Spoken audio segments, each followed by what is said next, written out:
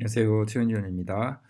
오늘은 우리가 농지연금용 농지를 고르는 데 있어서 가격에 대한 이야기를 좀 해보고자 합니다. 우리가 어떤 기준으로 농지의 가격을 보고 판단하고 선정을 해야 될지 이 관점에서 이야기를 해보고자 하는데, 결론적으로는 우리가 기본적으로 감정가의 반값으로 매입을 하려고 생각을 하고 있고, 그리고 이 반값이 공시지가 수준이면은, 그러면은 우리는 최상의 물건을 골랐다고 볼 수도 있을 것 같습니다. 공시지가 이하로 나온 물건들도 전국에 굉장히 많습니다. 그러면 그럴수록 우리가 매입과 동시에 농지연금용 농지는 우리가 수익을 이미 확보를 하고 들어간다고 해도 되기 때문에, 이 기준으로 우리가 농지를 의 가격을 생각을 하고 농지를 매입하면은 될 것 같습니다. 그래서 이 정도의 기준이면은 저는 기본적으로 농지연금용 출구 전략을 생각을 한다면 이런 농지는 사도 된다고 생각을 합니다.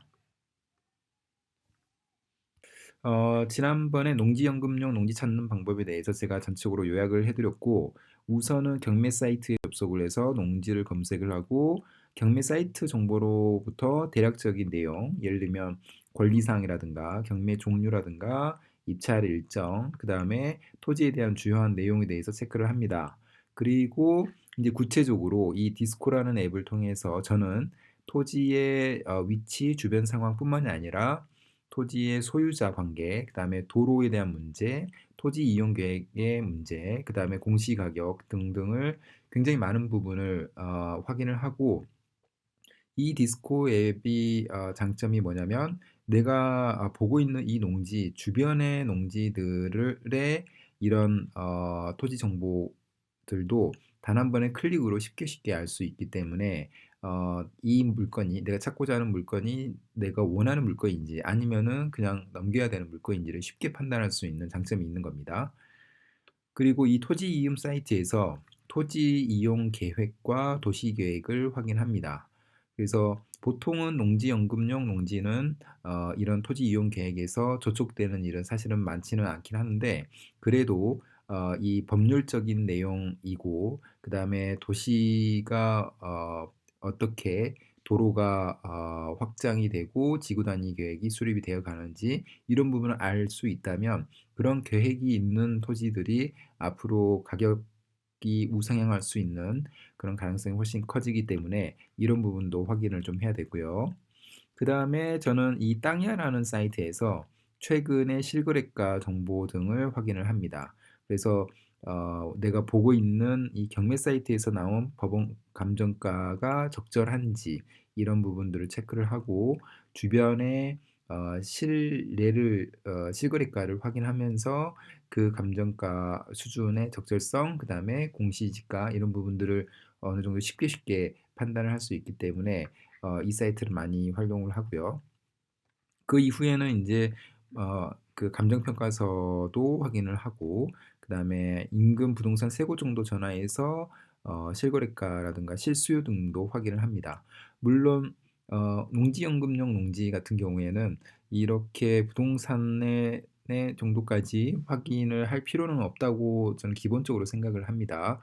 왜냐하면 공시지가를 기준으로 우리가 농지연금용 농지를 선택을 하려고 하고 있는데, 보통 감정가는 공시지가의 6배에서 1.8배 사이에 있기 때문에 어, 그 현재의 시세를 반영하는 이 부동산에서 연락하는 부분은 사실은 그렇게 중요하지 않고, 이 감정가의 90% 정도 수준에서 농지연금용 농지는 담보 가치가 평가되기 때문에 그 정도 선에서 확인을 하고 농어촌 공사에 농지연금용으로 이렇게 던지면 되는 거기 때문에 사실은 중요하지는 않을 수도 있습니다.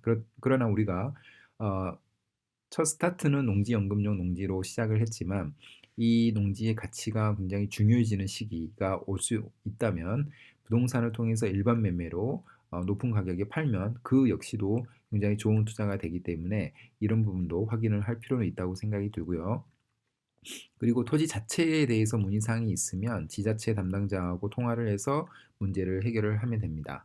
그래서 요즘에 공무원들이 굉장히 친절하기 때문에 이런 부분도 많은 도움이 될 거라고 저는 생각을 합니다. 일단 농지의 가격을 정하는 그 기준에 대해서 제가 생각을 해봤습니다. 농지연금용 가격에 대한 기준인데 많은 분들이 아시겠지만 농지연금용 농지의 담보가치는 이 감정가의 90% 또는 공시지가의 100% 중에서 선택이 가능합니다. 그리고 그렇기 때문에 거의 많은 대부분의 사람들이 감정가의 90%를 선택을 하는데 왜냐면 감정가는 공시지가의 아까 말씀드린 대로 1.6배에서 1.8배에 해당되기 때문에 감정가의 90%를 선택을 합니다.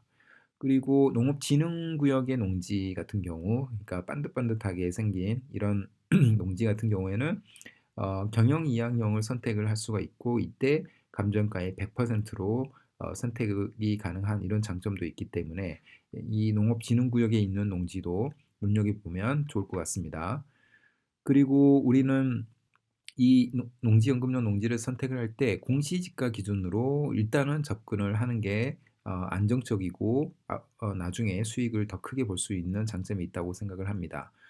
그러면 공시지가 기준으로 떨어진 농지가 많이 있느냐? 많이 있습니다. 특별히 문제가 없음에도 불구하고 농지연금용으로 쓰이기에 문제가 없음에도 불구하고 공시지가 또는 공시지가 아래 정도에서도 나오는 물건이 많이 있기 때문에 이런 물건을 찾는 게 굉장히 중요하다라는 말씀을 드리고 싶고요. 제가 오늘 말씀을 드릴 이 농지 역시도 공시지가보다 훨씬 많이 쌉니다. 그래서 이런 농지를 취득을 한다면 그 내 노후가 보장이 될 수도 있는 그런 아주 중요한 부분이라고 생각을 합니다.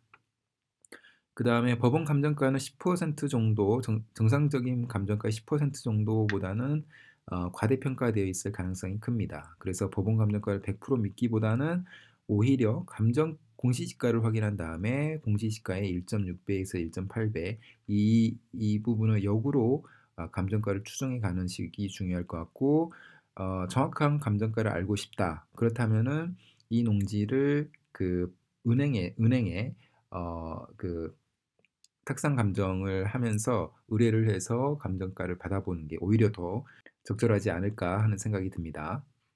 그래서 요약을 해보면 저희는 감정가의 반값 그리고 공시지가 수준에서 낙찰을 받는 것을 목표로 합니다. 그래서 이렇게 낙찰을 받는다면 매입과 동시에 이득이 되는 거고 또 한 가지는 이 특별히 문제가 없는 농지 같은 경우에는 대출이 나오게 됩니다. 대출은 보통 LTV가 감정가의 60%, 70% 정도 수준까지 나오기 때문에 만약에 우리가 반값으로 매입을 한다면은 내 자기 자본 없이도 이 농지를 보유를 해 나갈 수 있는 이런 장점도 있기 때문에 그런 관점에서도 굉장히 중요한 부분이라고 생각이 들고요. 그럼 오늘 영상은 이것으로 마무리하겠습니다. 감사합니다.